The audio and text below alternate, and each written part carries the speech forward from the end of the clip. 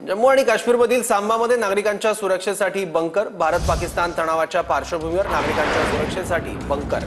काही कुटुंब गेल्या 5 दिवसांपासून बंकरमध्येच आहेत। सीमेपलीकडे गोळीबार झाल्यावर आमच्या गावावर परिणाम होतो असे ग्रामस्थ म्हणतात।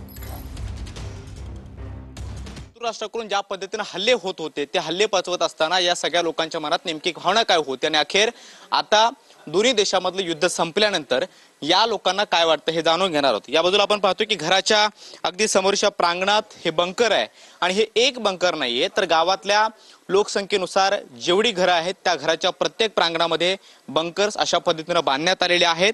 जम्मूच्या बॉर्डरवरची ही सगळी गावं आहेत आणि या बॉर्डरच्या गावामध्ये अशा प्रकारचे बंकर्स हे लोकांच्या सुरक्षेसाठी बनवण्यात आलेले आहेत, उभारण्यात आलेले आहेत आणि अनेक वर्षांपासून या बंकरचा वापर झालेला नव्हता। आता भारत पाकिस्तानच्या युद्धादरम्यान या बंकरचा अखेर वापर झालेला आहे। या बंकरमध्ये शिरत असताना आपण पाहतो की अगदी हा तळमजला आहे आणि या तळमजल्यात घुसत असताना पायऱ्यावरून तुम्हाला उतरावं लागतं।